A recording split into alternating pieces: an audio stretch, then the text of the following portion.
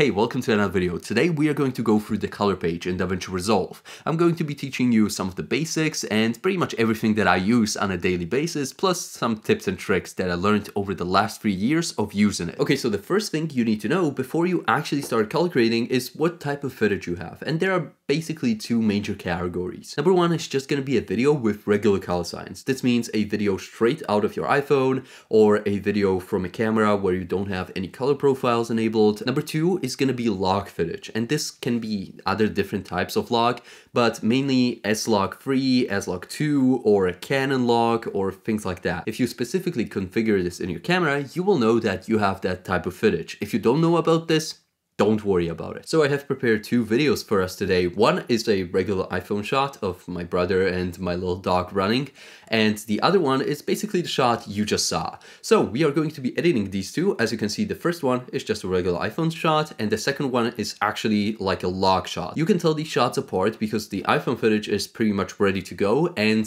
the log footage is actually pretty unsaturated, not much brightness there, and that's because this is capturing way more information, so in the editing phase, you can do much more with it. Let's first head to our settings window down here, and let's go to color management. These are the settings that I currently use, and if you follow my steps exactly and want the same results, then you need these settings too. But if you want to do just your own thing, you don't need to toy with it at all. So as it goes for mine, color science is set to Davinci YRGB color managed, automatic color management is turned off, then I have set this color processing mode to HDR Davinci white gamut intermediate, and finally I've put the output color space to Rec 709-A. If you don't see Rec 709-A, instead you just see Rec 709, that's totally okay, because these two color profiles are basically the same. The -A is just specific to Mac OS, because if you open up anything with Quick Play on the Mac, it's going to play in Rec 709-A. That means some of the Rec 709 regular footage is then going to be quite unsaturated. So if you have a Mac, just set it to this. So once you have either mine settings or your own selected, just hit save and then just close the window. Let's now actually go to the color page, and let's now reset the workspace again. So workspace, reset UI layout, so we are on the same exact page, and let's close some of these things down so we don't have such a cluttered page. So first things that I'm going to close is the timeline. I pretty much never use that. I use the clips channel over here, but I'm going to show you that a little bit later, so we are going to close that too, and I'm also going to close down the gallery. So now we have our clip. I'm just going to move it a bit so it's a little bit more pleasantly situated. So the very first thing that you have to do if you have log footage, you need to go into effects and now search for color space transform, this one right here, and just drop it onto your first clip. This is going to pop up with these settings. Now your input color space and your input gamma are going to be in your camera. Just look up color profiles for that specific model and there will be hundreds of tutorials online on it, where to find it. Once you have found out which one your camera uses, just search for it. So input color space for my specific camera is going to be Sony S gamut, and the input gamma is going to be Sony S-Log2. As you can see, it changed it a bit. Okay, now the output color space is going to be Rec 709, and here it is, Rec 709 and Rec 709, or if you're on a Mac, Rec 709-A. I'm going to close down the effects and we are going to move this all the way to the back. This is going to be the second to last node that you are pretty much going to use. Let's now add a node right before it, which is just by right-clicking over here and add node, Corrector. Just place it on the line. You can just hover over the line and it will connect it up, or you can press down Shift S, and this is also just going to create a node and connect it for you. So we are going to need a couple of these. You can also hit Option S, and this is going to create a node after the one that you just selected. Let's say 4 of them for now. So first things first, let's actually go through the interface, through all of these fancy buttons that you have down here, and tell you what they do, just the basics. If you want to read on them in the Davinci manual, that's up to you. If you want to look up tutorials, that's up to you. I'm just going to tell you the basics that you really need to know. Go right here and change this to the second setting.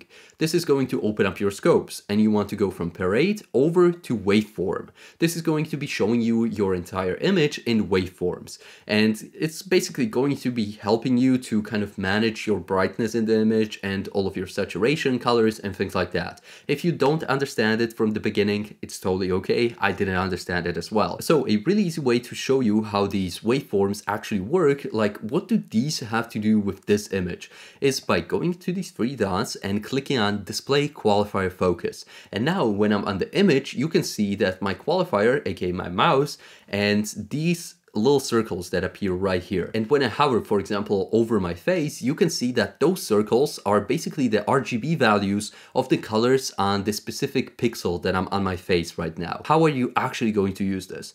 I mostly use it just as a brightness control, so I make sure nothing is overblown, aka completely white, or nothing is totally black. So if any of these lines comes close to 0 or touches 0, it's completely black. If something touches 100 or even 95, it's basically blown out and totally white. So how are we actually going to manipulate the brightness of our image right here? Well, you can do this by these basic two tools. One of them is the color wheels. The lift wheel over here is for your shadows. That means if I just touch this, it's going to play around with the shadows. And you can see that this lower area right here is just moving up and down. It's also moving the upper areas a little bit, but most of its effect is on the down right here. So I'm just going to lift up my shadows a bit. Then you want to play with the gain, which is basically your highlights, your brightest part of the image. And as you can see, it's moving the brightest parts over here. I'm just going to set that a little bit down, maybe lift up the shadows a little bit more. And if you want to add a little bit of contrast and we want to play with our midtones, which are basically the thing between highlights and shadows, then you want to play with gamma. So if you put gamma down, you can see that it adds a little bit of contrast to our image. And now it's pretty dark, so we want to add some gain again. And you're just going to play with these three until you get an image that pretty much looks good. That's the whole science about it. And another way to do this, if we reset all of this by this big reset button over here, we pretty much didn't do any changes, so it's okay. You can also do this through the curves. The curves are pretty complicated for beginners, but then again, once you learn it, it's going to be pretty easy. It's the same scale as right over here. So down here is 0. It's complete darkness. Whatever is down here is completely dark. Whatever is up here is completely blown out. Okay, now when I play around with these, you can see that this line moves across our image right here, and it moves it up. That means our whole image is going to get brighter. Down, it's going to affect the highlights mainly, just pulling them down. A really basic curve that you will pretty much use on every single project that you do in the future is the S curve. It basically means pulling your highlights up and pulling your shadows down. This is going to introduce a lot of contrast to your image, just make it a little subtler, and this is going to really help out, make the image stand out. And by the way, you can also do this on your other clip. So when we go to clips, you can go to the iPhone clip that we have right here. And I will also add a few nodes here and go to the first one. I'll just hit fit over here so we can see it. Hide the clips over here. If we do an S curve, so pull this up, pull this down, it adds a nice bit of contrast. iPhone footage needs just a tiny bit of adjustment to look really good. So again, everything that I'm doing on this footage now, you can apply to your iPhone footage or whatever other footage you have. The big thing with the log footage is just the color space transform that you're going to leave at the end. The second thing you want to make sure that looks good is your color balance. And my shot is already color balanced because I have one of these toys right over here. And this is basically a neutral gray, I don't know what's, sheet or something like that.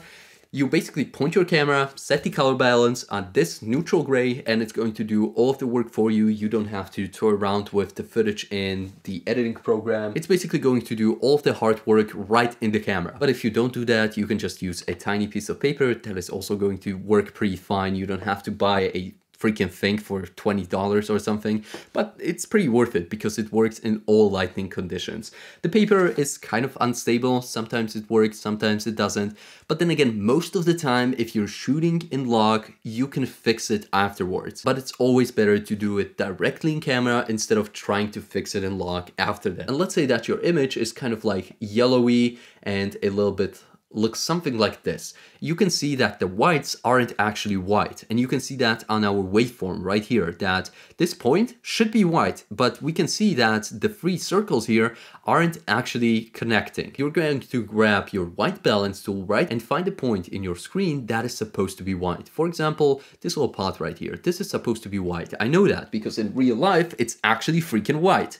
So I'm just going to click on the brightest part where the RGB values pretty much match. So click on it and it's going to balance it out for me. And as you can see, it's almost close to 0. So I have a little bit of a difference there because the sun is shining through the window or something like that. So now it's perfectly color balanced, and I think it's a little bit too purple. So if you hold down Option, you can do just tiny adjustments on these little scales and just fine tune it. If you don't hold down Option, it's really going to be quite massive changes. So hold down Option and just go by a little bit from side to side with your mouse. And this is going to do tiny adjustments. So that's white balance, pretty simple. Some people like to do it before their actual like brightness corrections, but I like to do it right after because I can actually see something on the image. Okay, so let's now get to the fun part, the colors. This is going to make your footage really stand out and really make it personal to you. This is a part where my process pretty much differentiates from everyone on YouTube because I haven't really seen this anywhere. Like most people have way more complicated setups, but I feel like this one just works. So first things first, if you already upgraded to Davinci Resolve 19, the public beta, or if you're watching this in the future, you will be probably just running Davinci Resolve 19, the full release, then you will have access to this tab right over here, which is the color slice tab. And this will pretty much do the same thing that I'm going to be showing you in a moment, but it's way easier to control over here. But my way that I'm going to be showing you is how I always did it and how I know how to do it. So you are going to go to these curves and click the second tab. This is going to bring up the hue versus hue tab. Now you want to click all of these fancy colors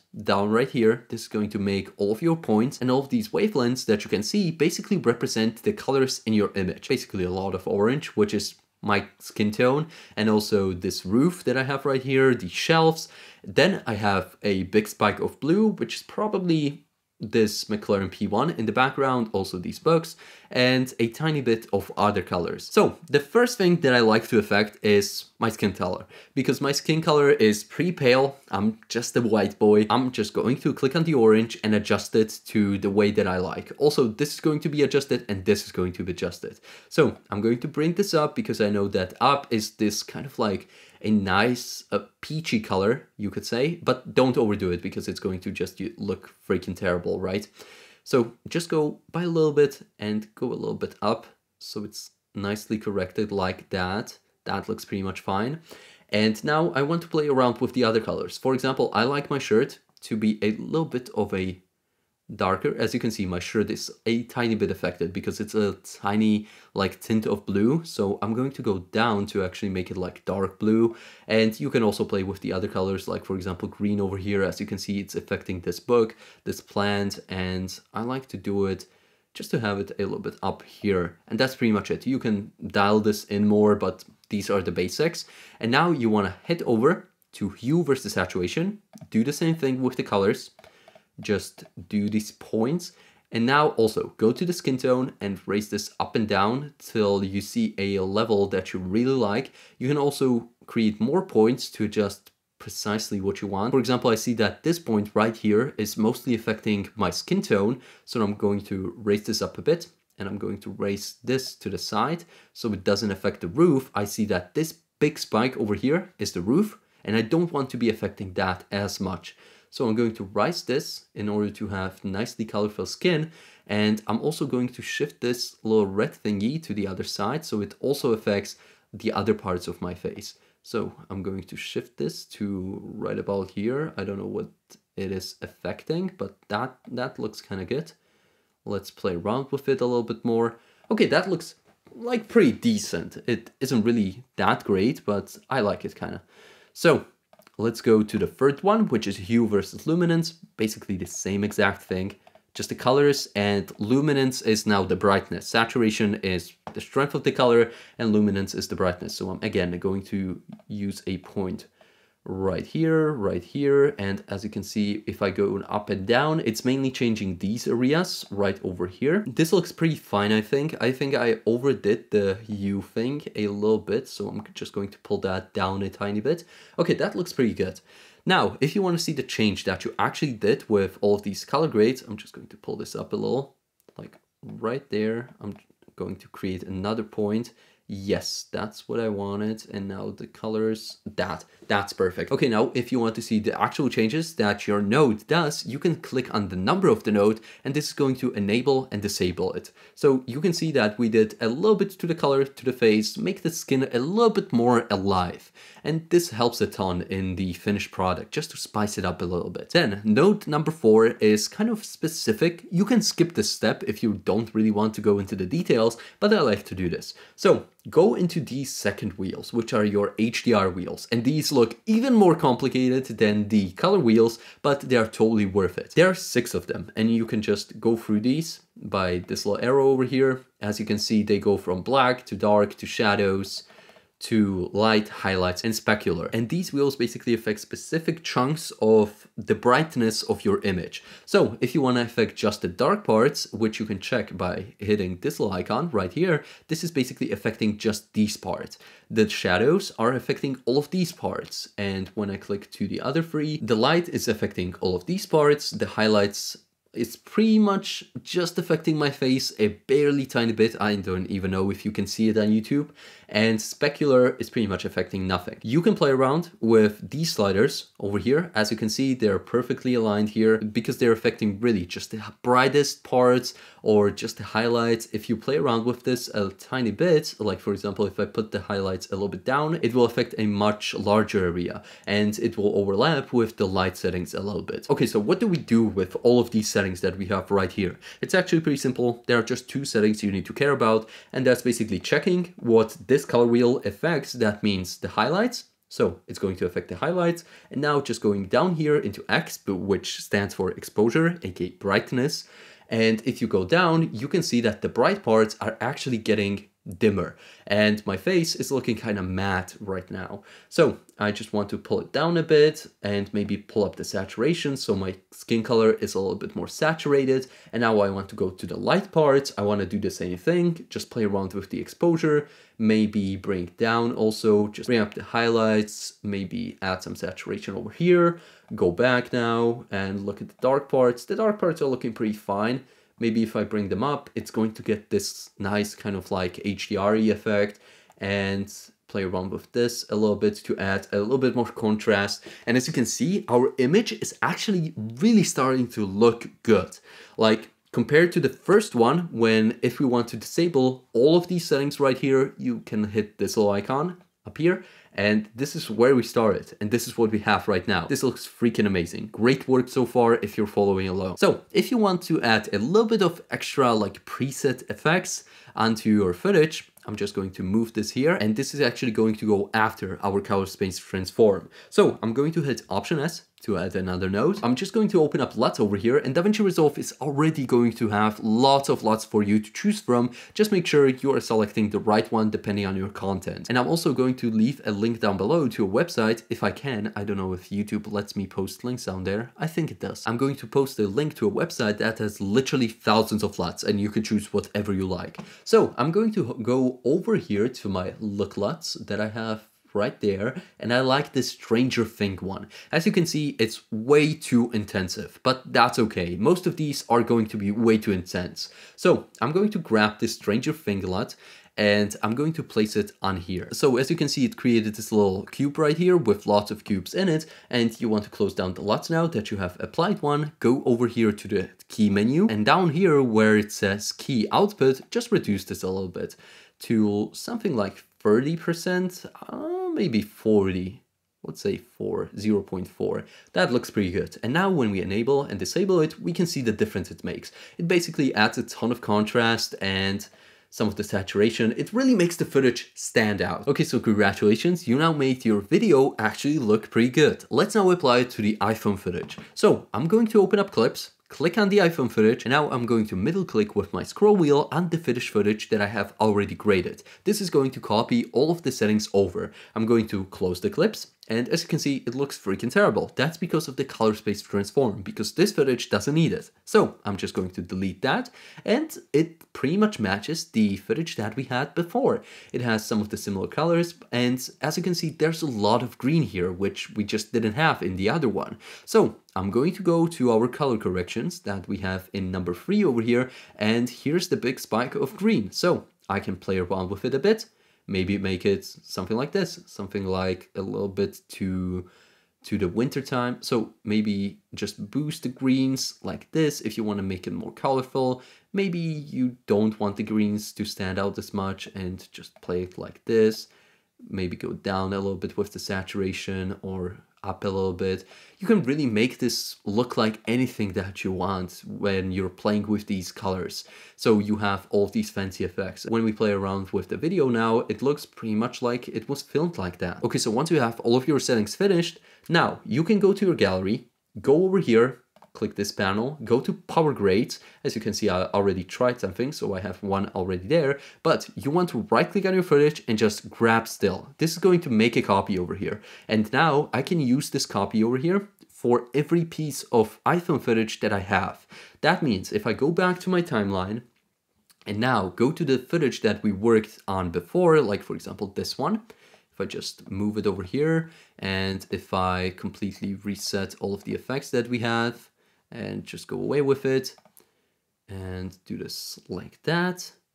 And now go back to the color page, you can see that our footage is ungraded. But if I just grab this power grade that we just created and just plop it on the footage itself, it's now going to correct it and it's going to match the other footage that we had. So this is basically matching with, if I can find it, with this footage. It looks pretty much the same. The greens look the same.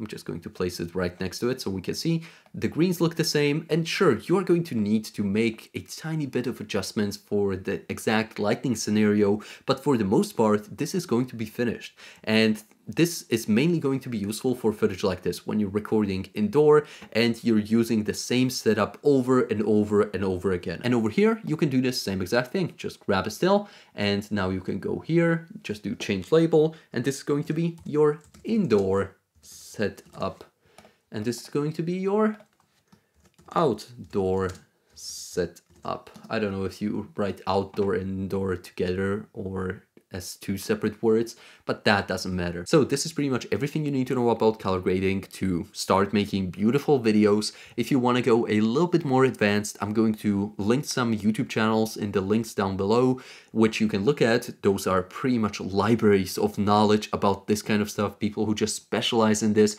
who are color gradists their whole life and who know a bunch more stuff than I do. I really just showed you the basics today. But as you can see, the basics work pretty well. So this is going to be it for today. In the next episode, we are going to go through the Fairlight tab. So hopefully I will see you there too. And if you have any questions, just ask them in the comments below. Bye bye.